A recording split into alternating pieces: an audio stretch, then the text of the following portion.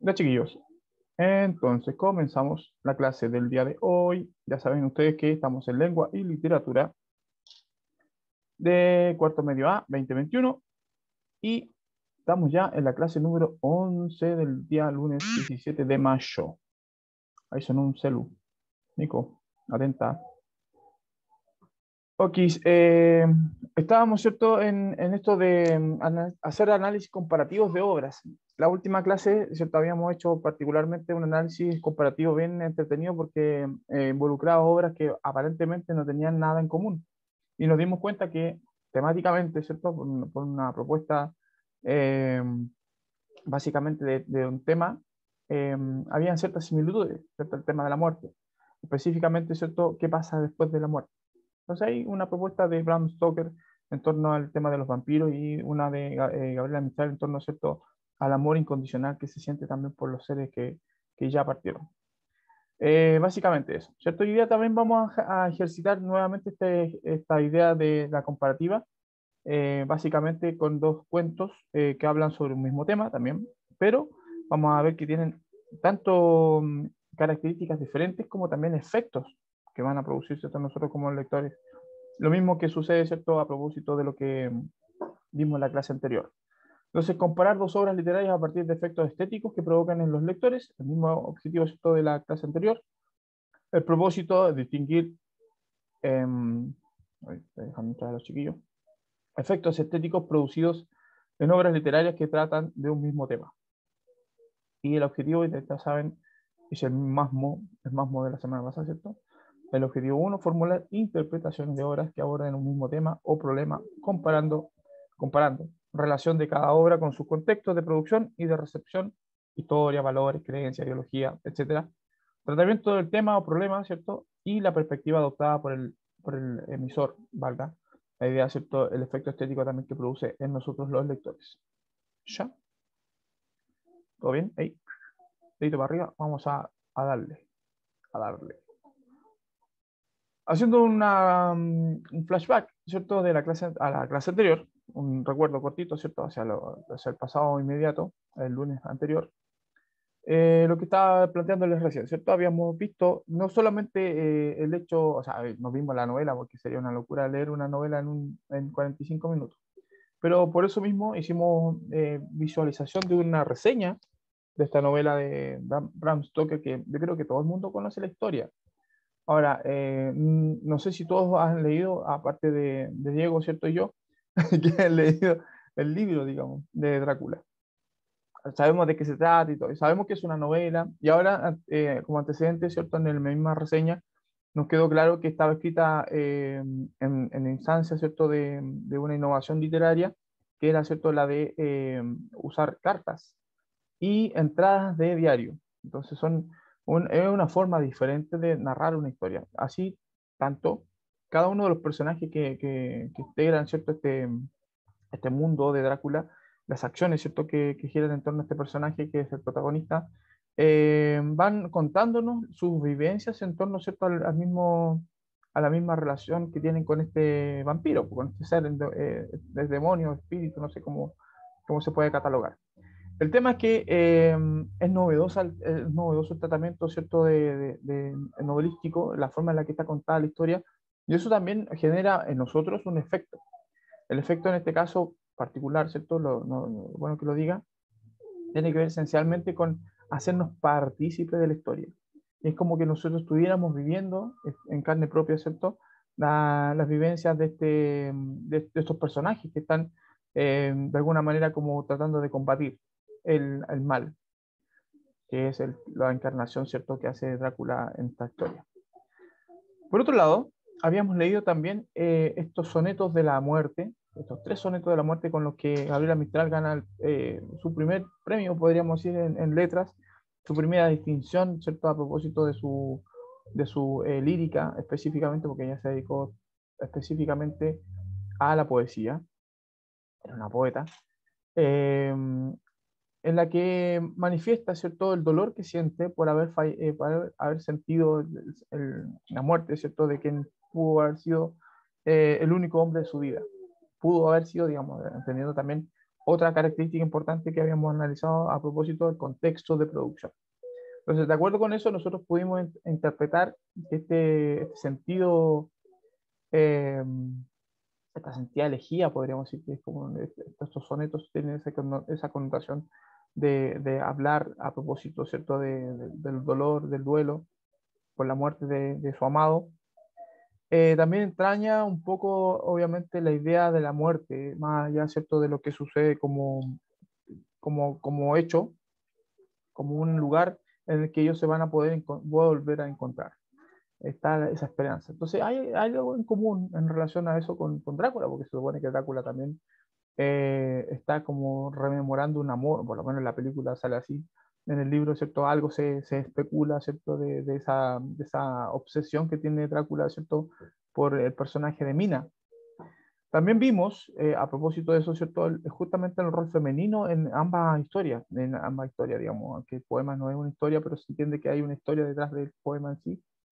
El rol femenino, ¿cierto? En este hecho de, de plantearse frente al destino, frente al rol masculino también, frente al contexto, obviamente, en el que se envuelven esta historia, estos hechos que son en uno narrados y en otro cantados o esbozados líricamente. O sea, hay hartas cosas que se pueden, harto paño que cortar en torno, digamos, al valor de cada una de las obras, obviamente inmensas obras desde el punto de vista, ¿cierto?, de la literatura universal, entendámoslo así, pero también, ojo con lo que voy a decir, obras que guardan, obviamente, un parangón a propósito, ¿cierto?, de esta idea o una comparativa que se puede hacer, ¿cierto?, se puede decir más específicamente en torno al momento histórico en el que obviamente cada una de ellas fue engendrada, podríamos verlo así también.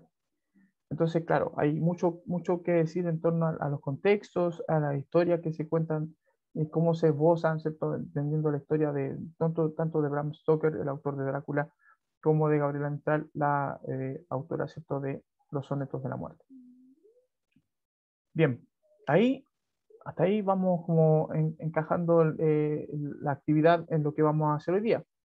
Podríamos responder cuál es la importancia de realizar una investigación sobre una obra para entenderla mejor. Y es súper importante entender que los contextos de producción se facilitan como un espacio para que nosotros podamos indagar en ellos más bien, aspectos que nos podrían servir como escena. Yo siempre he planteado esto, de que cuando uno va a leer una obra literaria, sobre todo los poemas que son mucho más encriptados, más difíciles de entender, o las canciones que nosotros escuchamos, muchas veces las canciones que escuchamos de repente repetimos como logró lo que dicen, pero no tiene sentido para nosotros lo que dicen, o sea, hasta que nosotros, obviamente, tratamos de entender de qué se trata la canción, qué nos quiere decir el hablante lírico en ella. Y para eso se ofrece, ¿cierto?, como una escena del crimen, por así decirlo, una escena donde se supone que surge la canción, el contexto, o el texto literario, ¿cierto?, que ustedes estén analizando. Entonces, el contexto es eso. Ustedes son como los investigadores que están frente, ¿cierto?, a esta escena en la que se genera esta historia y van a poder indagar en ella aspectos que le pueden servir para poder entenderla. Eso es la importancia que tiene, ¿cierto?, el trabajo de investigación que nosotros hacemos como lectores y que tenemos que hacer como lectores, por fuerza. Sobre todo en poesía. Y eso se extiende, obviamente, a la lírica, a las canciones que escuchemos, ¿cierto? Y obviamente también abarcando el género dramático, que aquí no lo hemos mencionado, pero se sobreentiende que cuando hablamos de obras literarias, me refiero, ¿cierto?, al abanico de narrativa, lírica y dramática. ¿Ya? Dice acá en la pregunta 2, ¿crees que comparar obras literarias permite ampliar y profundizar temas referentes a las distintas épocas y contextos? Yo le había planteado la idea, ¿cierto?, de que la historia, esa idea, ¿cierto?, un poco obcecada de ir cancelando cosas del pasado, no es como productivo desde el punto de vista, ¿cierto?, de este análisis que nos permite también hacer, obviamente, los momentos históricos que nosotros estamos viviendo frente a los hechos históricos o momentos históricos que se han ido produciendo, ¿cierto? Cancelar no permite eso. Imagínense que canceláramos todo lo que es malo del pasado. No podríamos, ¿cierto?, ver en el futuro, eh, no podríamos tener una comparativa con respecto a qué hacer para no evitar, para evitar, digamos, esos males. Y estamos justamente incurriendo en lo mismo que sucedió y ha sucedido, ¿cierto?, en las culturas donde se ha planteado hegemónicamente, ¿cierto?, una idea como totalitaria. Y eso es lo que está sucediendo justamente con esta idea de la cancelación y la fuga y toda esa cuestión. Entonces hay que tener cuidado. La historia nos permite, la historia literaria, ¿cierto?, nos permite ir tomando referencias y comparando esas referencias, ¿cierto?, podemos nosotros construir un mejor futuro, no solamente en las letras, sino también en nuestra propia historia de la humanidad, a no repetir los errores del pasado. Entre otras cosas, ¿ah? Que se pueden también sacar mucho. O sea, aquí yo puedo estar horas hablando de esto, es muy, muy extenso, ¿cierto?, el tema. Muy profundo el análisis que se puede hacer. Pero hoy día vamos a hablar solamente de que es relevante tener estas referencias históricas en la literatura y también en la historia de la humanidad para poder nosotros hacer ese ejercicio de equivalencia, de peso, de comparativa, ¿cierto?, que se puede hacer a propósito. Dice ahí, ¿crees que la visión del mundo guarda relación con los contextos de producción y de recepción de las obras?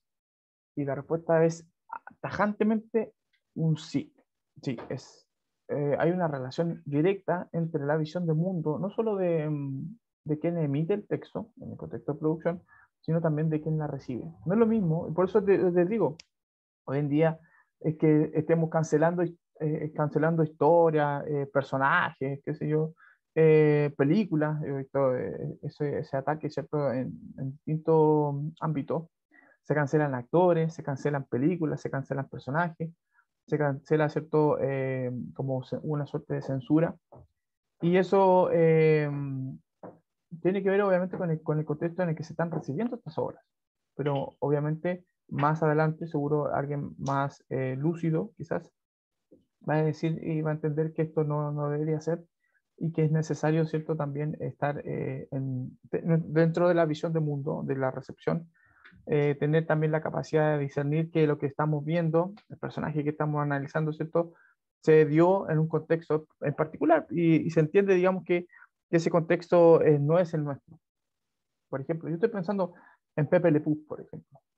Salió a colación en una actividad también a propósito de su cancelación. Pepe Le Pew, el zorrillo que intenta seducir confundidamente él, ¿cierto?, a una gata que se entiende. Entonces, por el contexto de producción, nosotros entendemos que esa es la historia y que la gata escapa de él porque es un zorrillo, no porque él se sienta acosada, mucho, mucho menos, ¿cierto?, sino por el hecho particular de que se trata de un zorrillo y la pestilencia, ¿cierto?, que tiene estos animalitos lamentablemente lo hace ser poco atractivo.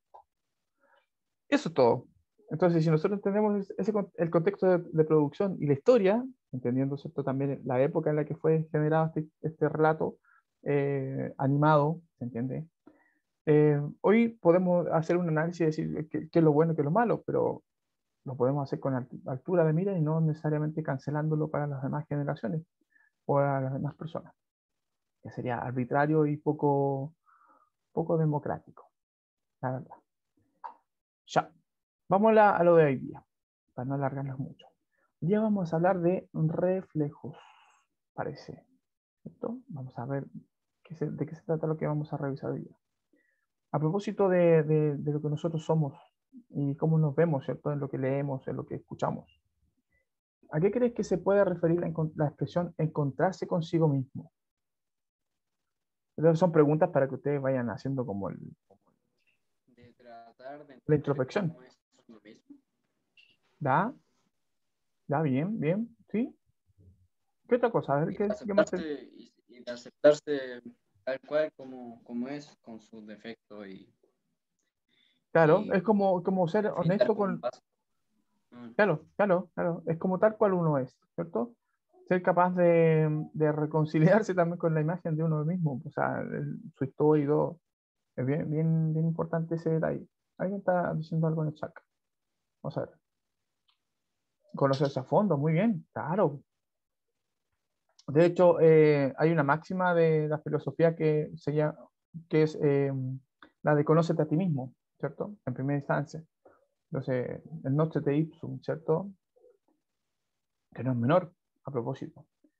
Y lo importante de encontrar en uno mismo las respuestas quizás que están afuera, que uno busca afuera. O, por ejemplo, la pregunta en torno a la felicidad.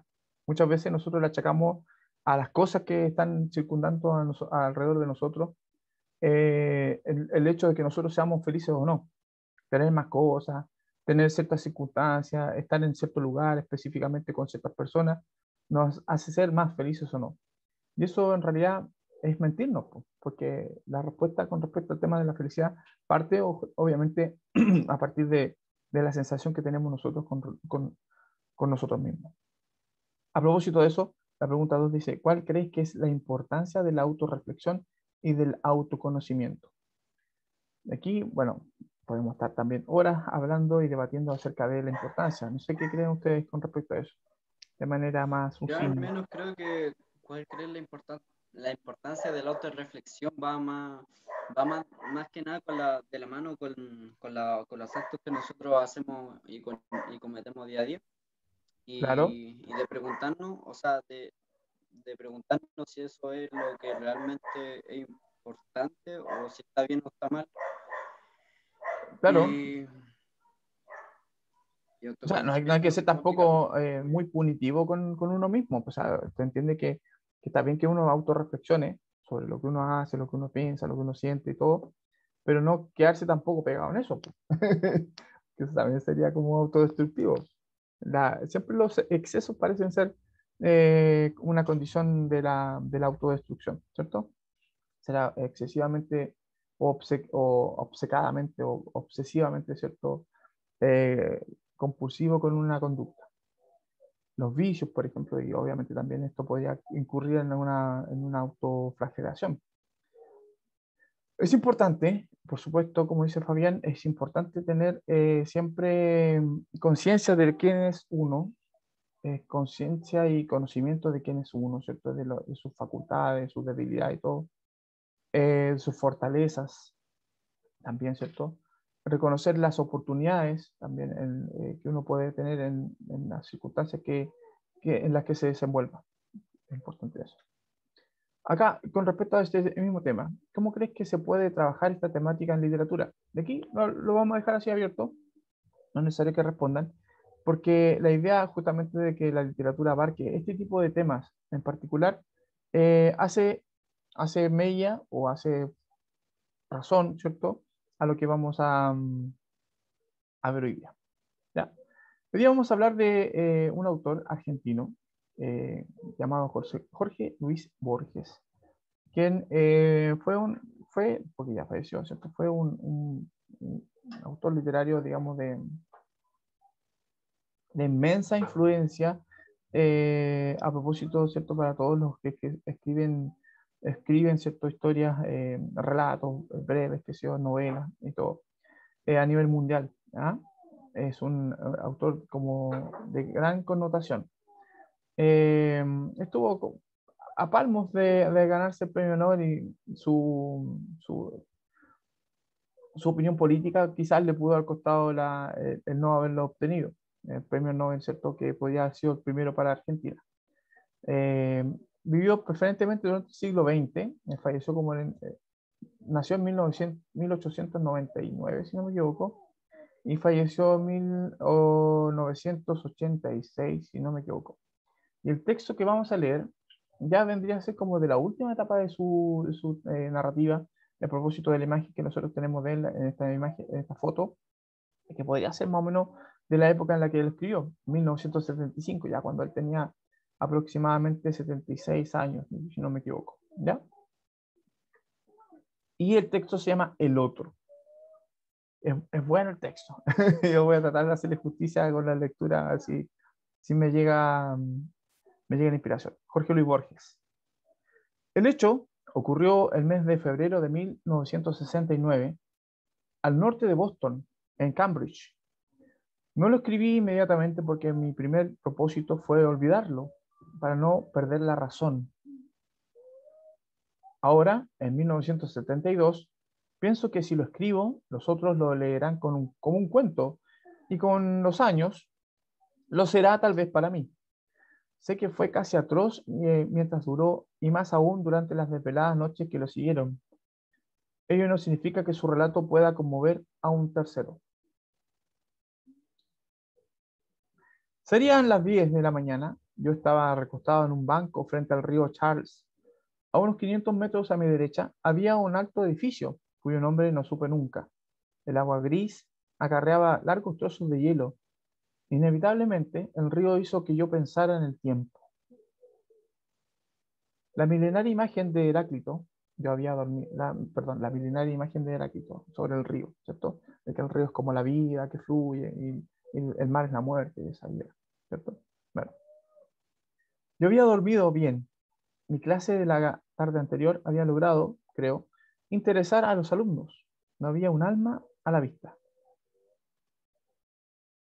Sentí de golpe la impresión, que según los psicólogos corresponde a los estados de fatiga, de haber vivido ya aquel momento, una especie como de déjà vu. En la otra punta de mi banco, donde él estaba sentado, también se había sentado. Yo hubiera preferido estar solo, pero no quise levantarme enseguida para no mostrarme incivil, o sea, antisocial. El otro se había puesto a silbar. Fue entonces cuando ocurrió la primera de las muchas zozobras de esa mañana. Lo que silbaba, lo que trataba de silbar, nunca he sido muy entonado. Ojo con el quiebre aquí. Nunca he sido muy entonado. Era el estilo criollo de la tapera de Elías Regulés. El estilo me retrajo a un patio que ha desaparecido y la memoria de Álvaro Melián Lafinur, que hace tantos años ha muerto. Luego vinieron las palabras. Eran las de la décima del principio. La voz no era la del Álvaro, pero quería parecerse a la del Álvaro. Reconocí con horror. La reconocí con horror. Me acerqué y le dije, señor, ¿usted es oriental o argentino? Oriental se refieren los argentinos, ¿cierto?, a los uruguayos. Argentino, pero desde el 14 vivo en Ginebra. Fue la contestación. Hubo un silencio largo. Le pregunté, ¿en el número 17 de Malaguno, frente a la iglesia rusa? Me contestó que sí. En tal caso, le dije resueltamente, ¿usted se llama Jorge Luis Borges? Yo también soy Jorge Luis Borges. Estamos en 1969, en la ciudad de Cambridge. No, me respondió con mi propia voz, un poco lejana. Al cabo de un tiempo insistió. Yo estoy aquí en Ginebra, en un banco, a unos pasos del Ródano. Lo raro es que no nos parecemos, pero usted es mucho mayor, con la cabeza gris. Yo le contesté, puedo puedo probarte que no miento. Voy a decirte cosas que no puede saber un desconocido. En casa hay un mate de plata con un pie de serpiente que trajo de Perú nuestro bisabuelo. También hay una palangana de plata que pendía del arzón. En el armario de tu cuarto hay 2 filas de libros, 3 de volúmenes de las 1001 noches de Lan, con grabados de acero y notas en cuarto menor entre capítulos.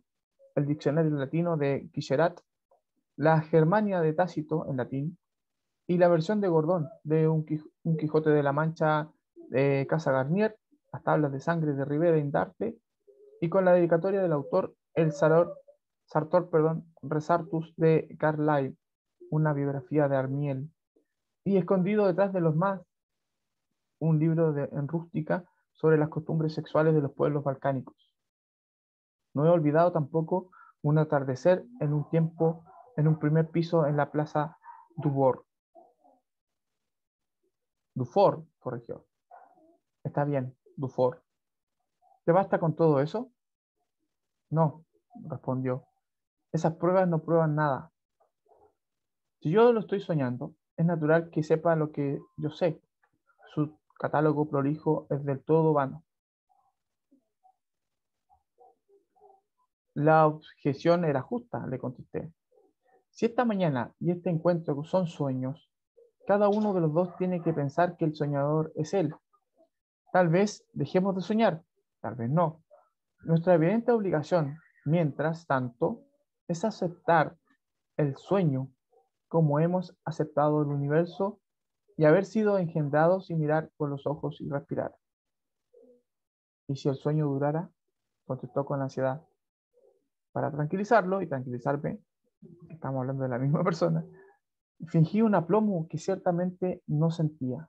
Le dije, mi sueño ha durado ya 70 años. Al fin y al cabo, al recordarse, no hay persona que no se encuentre consigo misma. Es lo que nos está pasando ahora, salvo que somos dos. ¿No querés saber algo de mi pasado, que es el porvenir que te espera? Brígido. Eso es el primer texto de Jorge Luis Borges. Es como, él generalmente como autor literario incurría mucho en este juego, ¿cierto? De la transposición, de ponernos, ¿cierto? Obviamente en un predicamento, nosotros como lectores, de ponernos en un predicamento con respecto a lo que se está contando, y hacernos pensar, y hacernos llevar, y nos lleva, ¿cierto? Justamente a ese ejercicio forzoso de la reflexión. Y nótese que la palabra reflexión tiene que ver con reflejo, a reflejar algo. Esto es reflexionar, pensar, es verse a sí mismo. Qué curiosa palabra, ¿no? Y hermosa palabra al mismo tiempo. Ok, el otro texto que vamos a ver también es este de un oriental, pues. Este es uruguayo, ¿cierto? Se llama Mario Benedetti, y el texto que vamos a leer de él es un cuento de los tantos que escribió, ¿cierto? Pero la diferencia con Jorge Luis Borges es que Benedetti se hizo más conocido, ¿cierto? Por su poética, de autor de poemas, más que sí, fuerte, el texto en serio fue fuerte. Entonces vamos a volver a él después, tranquilos. Decía, ¿cierto? Que este autor uruguayo, Mario Benedetti, se dedicó más a la lírica y se hizo más conocido líricamente, ¿cierto? Por los poemas que escribió. Pero hay textos narrativos dentro de su historia literaria que también lo consagraron, como La Tregua, por ejemplo, qué sé yo. Bueno, el texto que vamos a leer de él está fallando el power, ahí sí, El otro yo. ¿Ya? Ya tenemos como el otro, se llamaba el texto anterior, este se llama El otro yo, Mario Benedetti. Dice, se trataba de un muchacho corriente. En los pantalones se le formaban rodilleras, leía historietas, hacía ruido cuando comía, se metía los dedos a la nariz, roncaba en la siesta, se llamaba Armando Corriente. En todo, menos en una cosa. Tenía otro yo. Perdón, se llamaba Armando. Ahí falta un punto. Corriente en todo, menos en una cosa. Tenía otro yo. Ok. El otro yo usaba cierta poesía en la mirada. Se enamoraba de las actrices, mentía cautelosamente, se emocionaba en los atardeceres. Al muchacho le preocupaba mucho su otro yo y le hacía sentirse incómodo, ¿cierto? Frente a sus amigos. El otro yo era como más sensible, era como más rústico, más corriente, ¿cierto? Por eso lo dice aquí, corriente. Al muchacho le preocupaba mucho su otro yo y le hacía sentirse incómodo frente a sus amigos. Por otra parte, el otro yo era melancólico y debido a ello, Armando no podía ser tan vulgar como era su deseo. O sea, hay una pugna entre las dos personalidades. La de Armando, la fuerte, ¿cierto? Que es el tipo corriente, común, ¿cierto? Vulgar, podríamos decir. Y el otro que era más sensible, más delicado, ¿se entiende? Más melancólico incluso que otra cosa. Una tarde, Armando llegó cansado del trabajo, se quitó los zapatos, movió lentamente los dedos de los pies y encendió la radio. En la radio estaba Mozart, pero el muchacho se durmió. Cuando despertó, el otro yo lloraba con desconsuelo. En el primer momento, el muchacho no supo qué hacer, pero después se rehizo e insultó concienzudamente al otro yo. Este no dijo nada, pero la mañana siguiente se había suicidado. Al principio, la muerte del otro yo fue un rudo golpe dado para el pobre Armando, pero enseguida pensó que ahora sí podría ser enteramente vulgar. Ese pensamiento lo reconfortó. Solo llevaba 5 días de luto cuando salió a la calle con el propósito de lucir su nueva y completa vulgaridad. Desde lejos vio que se acercaban sus amigos. Esto le llenó de felicidad e inmediatamente estalló en risotadas. Sin embargo, cuando pasaron junto a él, ellos no notaron su presencia. Para peor de males, el muchacho alcanzó a escuchar que comentaban, pobre Armando, y pensar que parecía tan fuerte y saludable. El muchacho no tuvo más remedio que dejar de reír, y al mismo tiempo sintió a la altura del esternón un ahogo que se parecía bastante a la nostalgia, pero no pudo sentir auténtica melancolía, porque toda la melancolía se la había llevado el otro yo. Fuerte. Voy a tomar un trago de agüita porque me angustió. Fuerte, fuerte. En ambos casos, quiero que ustedes hagan esto para sus internos sentimientos. Hagan una reflexión en torno a lo que jugando con los emoticones aquí. Aquí quise distender un poco la imagen para que no nos quedáramos pegados, ¿cierto? Con la idea de que estamos frente a dos textos que son profundamente eh, autorreflexivos, o sea, que incitan a la autorreflexión. Entonces, para que salga un poco del estado, ¿cierto?, de autorreflexión que puede ser un poco fuerte hasta ahora de la mañana, ¿cierto?, previa al almuerzo, ver esto y responder, tratar de responder esto, cómo nos sentimos frente a cada texto, las emociones que experimentamos, ¿cierto?, en la lectura de estos, leer, ¿cierto?, estos cuentos que acabamos de leer, efecto que puedes y crees, ¿cierto?, que quiere conducir eh, el escritor. ¿Qué quiere producir el escritor, ¿cierto?, con los textos que está proponiendo?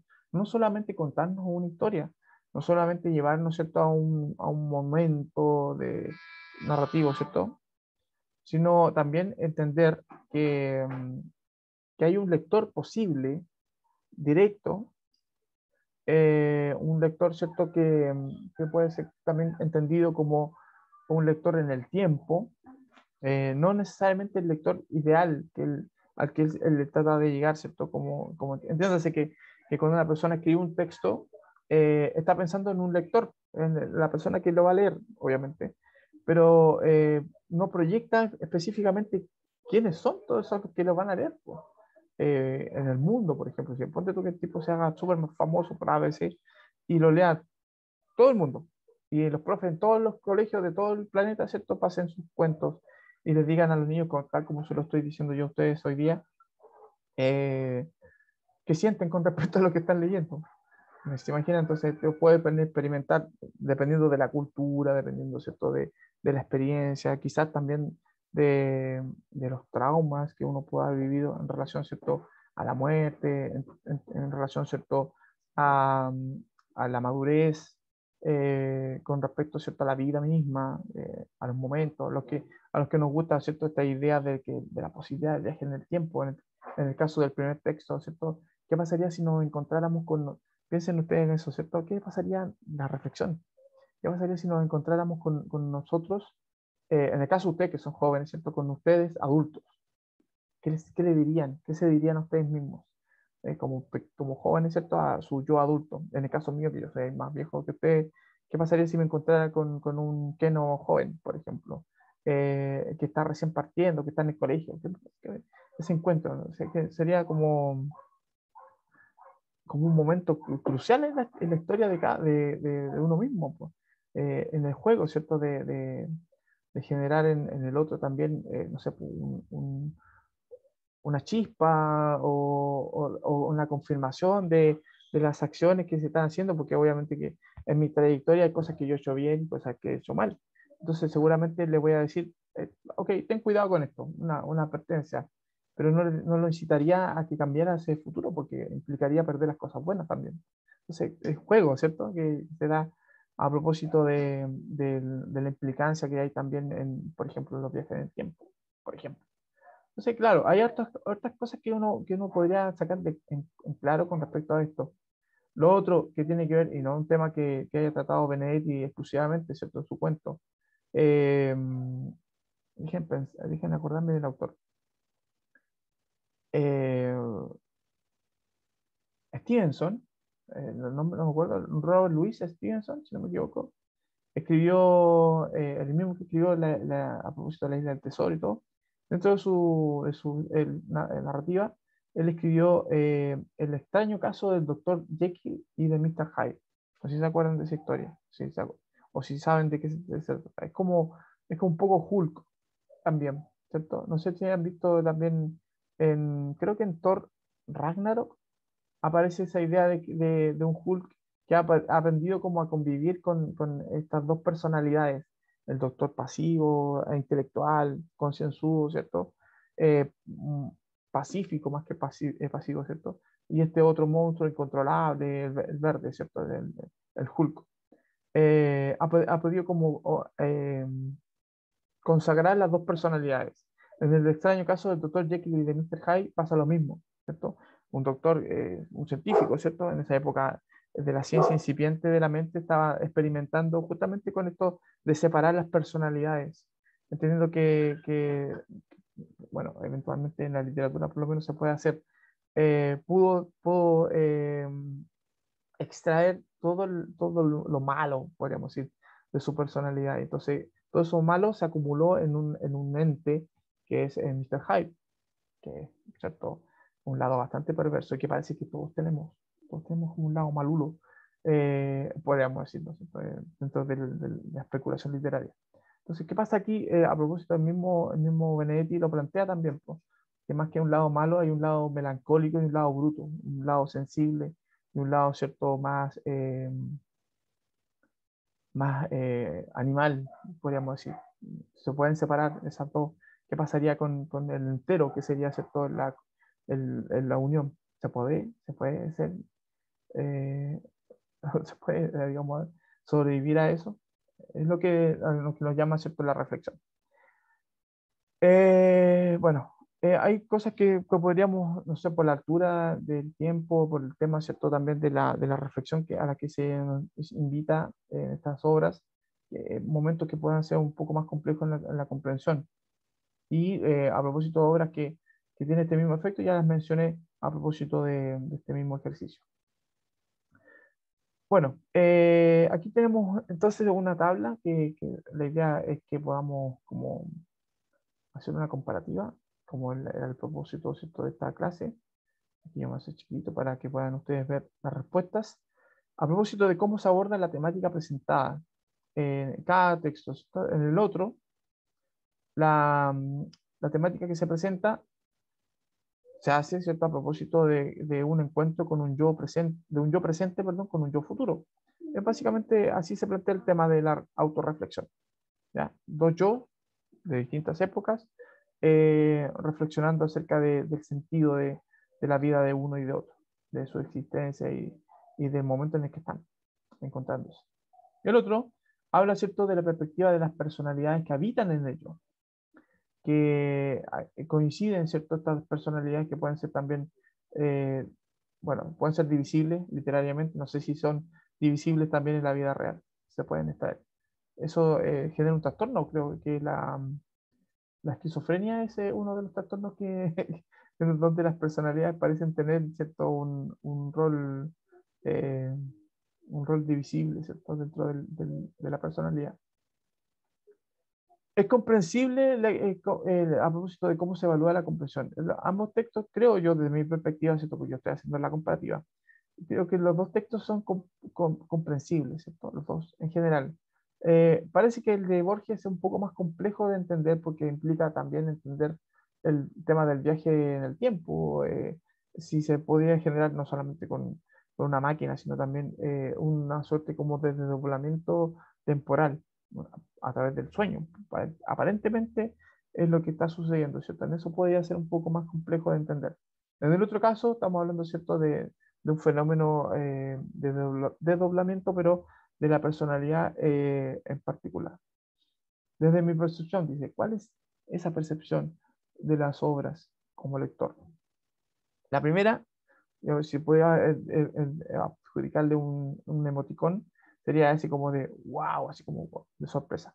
En el otro sería un poco como de penas, de entender que lo que uno pierde también es sacrificar un lado de tu personalidad, como de no ser un todo armónico, ¿cierto?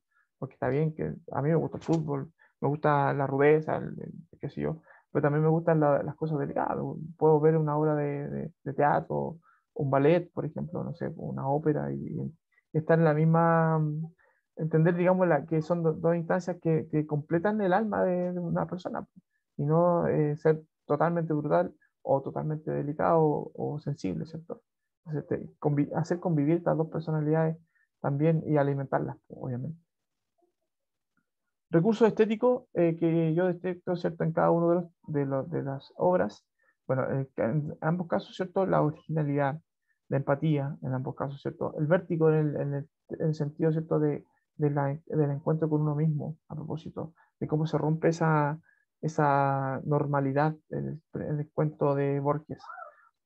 Y obviamente el misterio, pues, o sea, de qué va a pasar después, qué se habrán dicho, por ejemplo, cómo habrán completado la historia el uno del otro, por ejemplo. En el caso de que, porque el adulto, el Borges adulto, ¿cierto? Pudo haber también olvidado cosas de su pasado y el encuentro con su Borges joven podría haber revivido esa experiencia, por ejemplo. Pasa. Originalidad en el caso de Benedetti también, empatía también porque uno siente esa cercanía también con uno mismo, con su propia historia. En algún momento angustia, obviamente porque al perder algo, al sacrificar una parte, ¿cierto?, de nuestra personalidad, también estamos sacrificando parte de lo que somos, o sea, de lo que somos para los demás. Entonces, esa pérdida genera desconexión y en el caso, ¿cierto?, también pena o tristeza.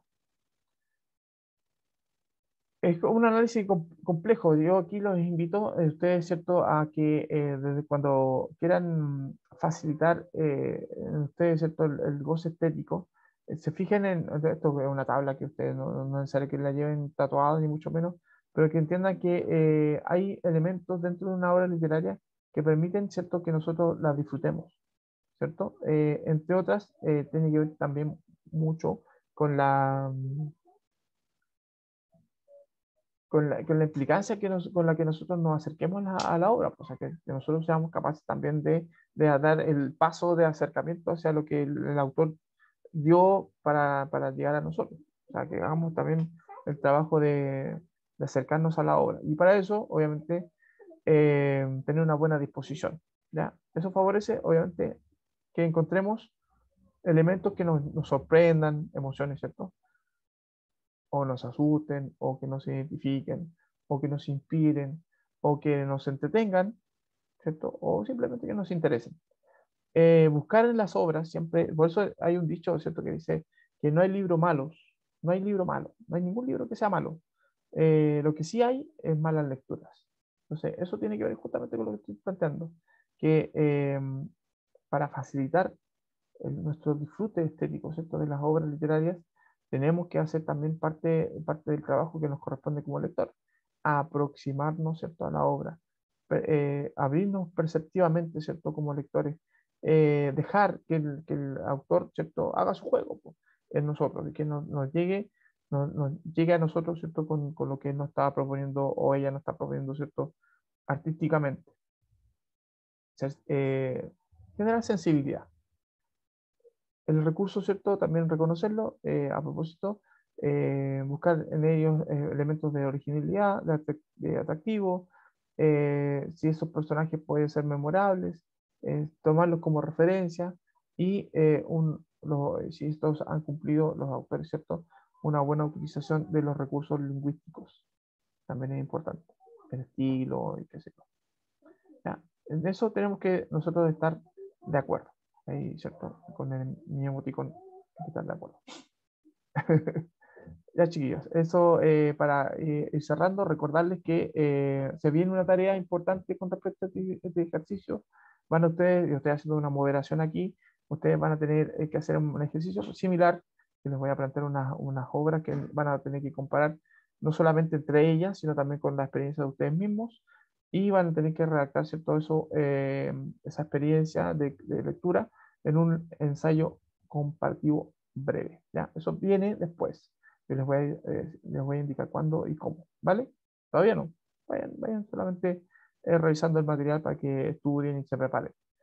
Para, para ustedes mismos, ¿cierto? También avisarles que el 7 de junio, que ya está más cerca, ¿cierto? De la fecha en la que estamos nosotros, está agendada, ¿cierto? La prueba de lectura, perdón, de Aura, de Carlos Fuentes. Novelita interesantísima, que la revisen. Atentos, ¿cierto? Entonces, cuando esté dictada y salida, ¿cierto? La tarea, para que la vayan haciendo. Y a propósito de identidad, y a propósito, ¿cierto?, de lo que somos, a propósito de esa misma idea, esta imagen, ¿cierto?, de nuestro ADN helicoidal. No sé cómo se dice, espiral. Eh, lo que aprendimos hoy día, bueno, como ejercicio, hacer una comparativa, nuevamente, de dos textos, esta vez ya con mucho más cercanía temática, ¿cierto?, uno del otro. No hay que hacer una fuerza, digamos, de aproximación. Entendemos, ¿cierto?, que para poder hacer estas comparativas tenemos que considerar elementos también contextuales, tenemos que entender, ¿cierto?, cómo nos impactan en nosotros como lectores también. Es súper importante. Y así, ¿cierto?, integramos también esta experiencia a nuestro, como aprendizaje, ¿cierto?, la podemos extrapolar también a otras experiencias de interacción que podamos tener con distintas obras, no solamente cuentos en clases, sino también en series, en películas, en música, incluso en conversaciones con nuestros pares. Incluso así se puede integrar esta idea de las comparativas, ¿cierto? No sentir que somos como seres independientes del mundo, no. Somos seres en el mundo y en contacto con ese mundo, con el presente y con incluso el pasado y sobre todo con el que viene más adelante. Y la próxima semana ya deberíamos estar como perfilando la tarea para que ustedes puedan empezar a hacer sus trabajos, darles los tiempos que corresponden para que lo hagan bien y lo puedan entregar, ¿cierto? Sin mucho encono. ¿Ya? Eso sería. Me despido entonces, chiquillos. Cuídense harto, que tengan una excelente semana, que disfruten, ¿cierto? De lo que se viene. Un abrazo grande, que estén muy bien. Chau, chau. Chau. Digan chao. Nos vemos. Ah, profe, cuídese. Igual. Chao, Fabi. Chao, chao. Saludos a la familia.